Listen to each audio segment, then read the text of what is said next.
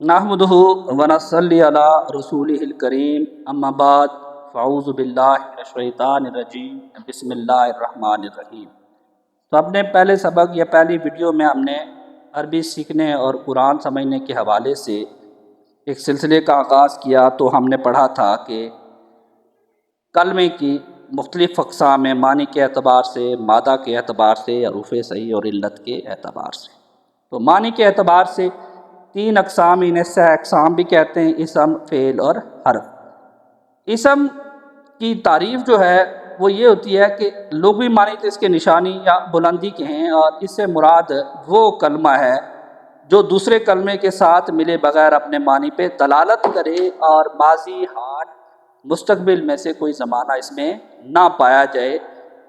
اس کی مثال ہے کرسیٌ کرسی، فرسٌ گھوڑا اور وردۃ گلاب، کہ کلمہ جو دوسرے کلمے کے ساتھ ملے بغیر اپنے معنی پہ دلالت کرے اور حال اور ماضی اور مستقبل میں سے کوئی زمانہ نہ پایا جائے، جبکہ فعل وہ کلمہ ہے جو دوسرے کلمے کے ساتھ ملے بغیر اپنے معنی پہ دلالت کرے اور تینوں زمانوں میں سے کوئی ایک زمانہ اس میں پایا جائے، جیسے علما اس نے جان لیا، یا علم وہ جانتا ہے یا جانے گا۔ تو اسم اور فعل میں فرق یہ آ گیا کہ اسم اور فعل دونوں میں وہ کلمہ جو ہے دوسرے کلمے کے ساتھ ملے بغیر اپنے معنی پہ دلالت کرتا ہے، لیکن اسم میں زمانہ نہیں پایا جاتا اور فعل میں زمانہ پایا جاتا ہے۔ حرف کے لغوی معنی جو ہیں وہ طرف یا کنارہ ہیں، اور یہ تیسری قسم ہے۔ یہ وہ کلمہ ہے جو اپنے معنی ظاہر کرنے میں دوسرے کلمے کا محتاج ہوتا ہے، جیسے با، ساتھ، من، سے، الی تک۔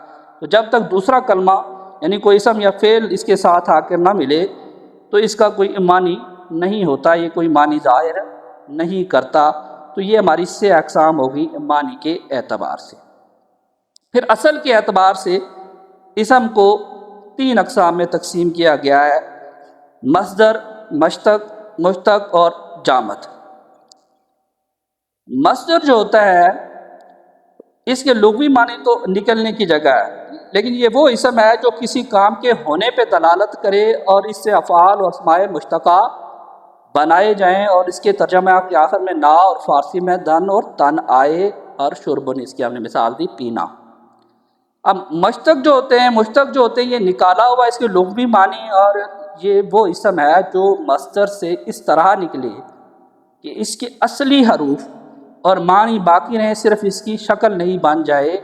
عالم، معلوم، اور یہ نکلے کہاں سے؟ علم سے۔ عالم جاننے والا، معلوم جانا ہوا، تو یہ مشتق ہیں کس سے؟ علم سے۔ اور اس کی 7 اقسام ہیں: اسم فاعل، اسم مفعول، صفت مشبہ، اسم تفضیل، اسم مبالغہ، اسم اعلیٰ، اور 7ویں پہ ہے اسم ظرف۔ تو 7 اقسام آگئی اس مشتق جو اسم ہوتے ہیں ان کی۔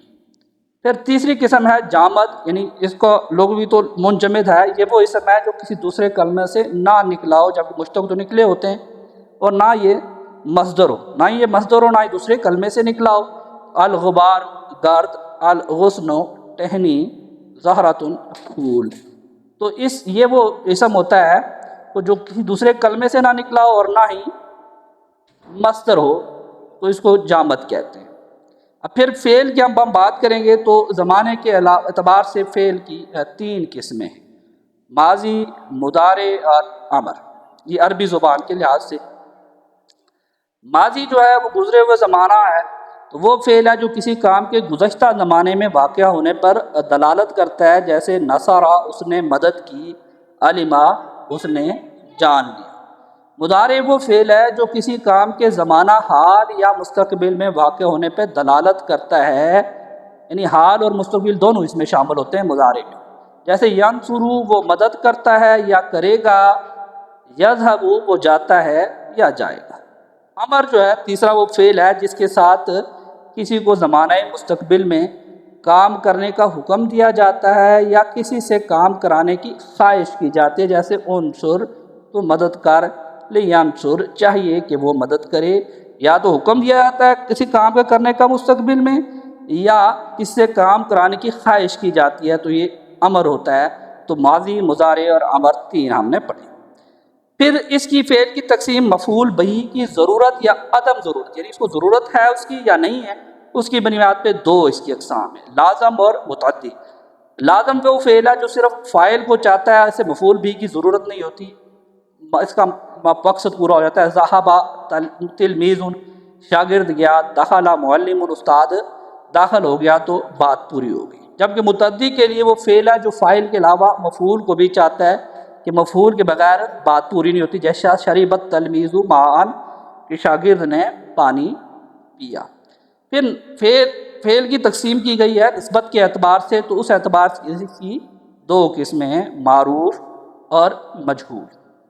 معروف وہ فعل ہے جس کا فاعل معلوم ہو اور اس کی نسبت فاعل کی طرف ہو، جیسے شربت تلمیذ ماء، طالب علم نے پانی پیا۔ جبکہ مجہول وہ فعل ہے جس کا فاعل معلوم نہ ہو اور اس میں فعل کی نسبت مفعول کی طرف ہو، اسے نائب فاعل بھی کہتے ہیں، جیسے شرب ماء، پانی پیا گیا۔ تو نسبت جو ہے نا وہ اس میں فاعل کی طرف مجہول میں نہیں ہوتی، مفعول کی طرف ہوتی ہے، فاعل نہیں ہوتا۔ گردان نہ ہونے کے اعتبار سے اس کی دو ہیں، وہ ہے جامد اور متصرف۔ جامد وہ فعل ہے جس کی ایک ہی صورت ہوتی ہے، اس سے باقی صیغے مشتق نہیں ہوتے، اس کی بھی آگے دو قسمیں ہیں۔ وہ فعل جامد جس سے صرف ماضی کی گردان آتی ہے، اور وہ فعل جامد جس سے صرف امر کے صیغے آتے ہیں۔ اور متصرف وہ فعل ہے جس سے تمام افعال آتے ہیں، ماضی، مضارع، امر اور نہیں بھی، اور اسماء مشتقہ کی گردانیں آتی ہیں، جیسے نصرہ، دہرجہ وغیرہ، یہ ان کی گردان ہوتی ہے پوری۔ تو اس طرح سے جامد کی جب کہ دو ہوتی ہیں، صرف ماضی کی گردان آتی ہے یا صرف امر کے صیغے آتے ہیں، تو اس بنیاد پہ ہم نے تقسیم کر دی۔ پھر فعل کی اثبات اور نفی کے اعتبار سے تقسیم کی گئی ہے، تو وہ بنتی ہیں مثبت اور منفی۔ وہ فعل جس سے پہلے حرف نفی ما، لا، لم، لن نہ ہو، جیسے شربا اس نے پیا، یا شربو وہ پیتا ہے، تو یہ مثبت ہو جائے۔ جب حرف نفی آ جائے تو پھر کیا ہو جاتا ہے، وہ نفی بن جاتا ہے، ما شربا اس نے نہیں پیا، حرف نفی آ گیا تو دوسری قسم نفی آ گئی۔ اب ہم پڑھیں گے حرف اصلی اور زائد کا فرق، تاکہ ہم آگے چل سکیں، کیونکہ اس کا ذکر آگے آئے گا۔ وہ جو حرف کلمہ کے تمام تغیرات میں قائم رہے وہ اصل، اور جو ایک ہی مادہ کے مختلف صیغوں میں قائم نہ رہے وہ زائد ہوتا ہے، جیسے علم، یعلم، عالم اور معلوم۔